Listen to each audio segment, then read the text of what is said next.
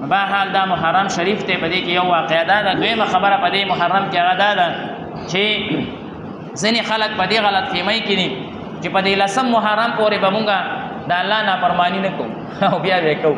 د الله نافرماني هر وخت منع ده. ډېر خلک په دې کې ودونه نه کوي، محرم کې به واده نه کوي ځکه وایي بیا پکې ډمتوب نشو کولی. ډمتوب هر ځای منع دی، هر وخت منع دی. دا نه دی ویل پکار چې دې کې مونږ واده نه کوو چې ډمتوب کې بیا واده مه کوه او چې واده کې بیا ډمتوب مه کوه. دا مو وایه چې محرم کې کوم نو وایي ځکه چې محرم کې ډمتوب نشم کولی. محرم نه ده، ټولې میاشتې د الله تعالی د حرمت. الله تبارک وتعالی په کلام کې دا نشته چې دې میاشتې کې تا ته جایز دی کوه او په هغه بله کې درته ناجایز دی مه کوه. په محرم کې مه کوه، په نورو کې کوه.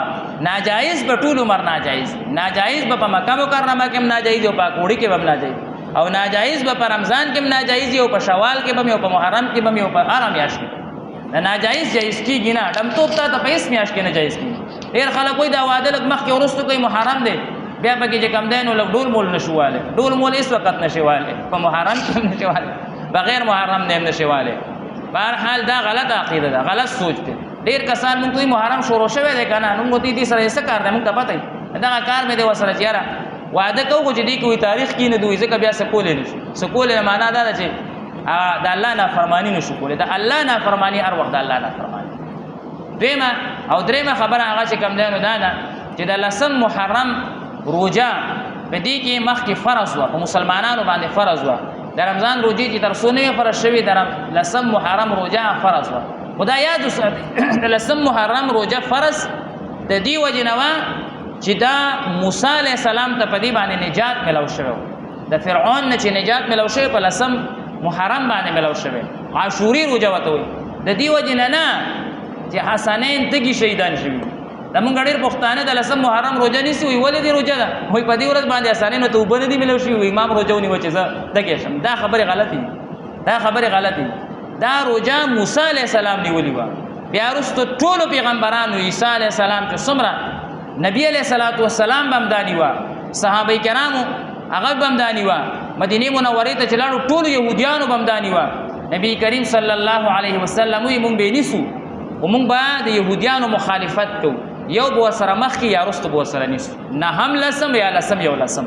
د دې وجې نه نهم لسم یا یو لسم، لسم یو لسم دا روجه هغه نیول پکار دي. حدیث کې راغلي د رمضان نه بعد د ټولو نه افضل روجه هغه د عاشوري روجه ده د لسم محرم. نو دا که څوک نیسي نو ډېر زیات ثواب دی. د فرض روجې د رمضان نه بعد د دې هغه چې کوم دی نو درجه ده، یو به ورسره مخکې نیسي نهم لسم یا لسم یو لسم او په دې نیت باندې به نیسي چې نبي علیه السلام نیولي. اوس فرض نه ده، اوس نفل ده. د رمضان روجې چې فرض شو نور جو فرضیت ختم شو. خو که څوک یې نیسي ډېر اجر دی، ډېر ثواب دی. په دې نیت به یې نیسي چې ټولو پیغمبرانو هم نیولي، نبي علیه الصلاة والسلام نیولي، صحابه نیولي ده او ډېر لوی فضیلت یې راغلی دی. په دې نیت به یې نه نیسي چې حسنین ته کې شهیدان شوي. په دغه ورځ باندې شربتونه مربتونه تقسیمول ګورئ نشته، دا یاد ساتئ. هغوی ته د دې هېڅ اجر او ثواب نه میلاویږي. روجې څوک پخوي او څوک کچړي پخوي، اوس هم دا رواجونه شته، دا جهالت اوس هم شته. په لسم محرم مونږ ته هم یو لانجه وي، مونږ کره ختم ته راشه او مونږ کره ختم ته راشه. چېرته مخکې وروستو ختم وکړه. دا ختمونه متمونه دا هغه مه کوئ، د دې نه مخکې وکئ، د دې نه وروسته وکئ، خپلو والدینو پسې وکئ. حسنین الله بخلي، هغوی ته د دې څیزونو ضرورت نشته. که کې ورته نو کوه، خو په د معین تاریخ مه کوه. په لسم یې مه کوه، ځکه په لسم یې شیعګان کوي، نو د هغوی سره زما او ستا مشابهت صحیح نه دی. نو دا یاد ساتل پکار دي. بل دا اخیری خبره، په لسم محرم باندې دې ورځ باندې په خپل کور باندې په خپل خاندان باندې لږه سخیتوب کول پکار دي. وسعت د رزق، مثلا یو شی څوک راوړي نو لږ ډېر ډېر دې راوړي، ډېر ډېر خپلو وړو باندې، بچو باندې، رشته دارو باندې ډېر ډېر خوراکونه دي وکړي. ځکه یو حدیث مبارک کې راغلی دی چې څوک په دغه ورځ باندې په خپل اهل و عیال باندې فراخي وکړي، الله به ټول کال فراخ رزق ورکړي. تجربه ده. ابو سفیان سوری صاحب وایي ما تجربه کړې ده چې په دغه ورځ باندې ما خپل اهل و عیال ته فراخ رزق ورکړی، ټول کال الله فراخ رزق را کړی دی. نو په دغه ورځ باندې لسم محرم باندې روجه او په روجه ماتي کې بیا ښه فراخي یا نهم هم ورسره ونیسئ، لسم یا لسم او یو لسم، انشاءالله ډېر اجر او ثواب دی. الله دې د عمل توفیق نصیب وفرمایي. الحمدلله رب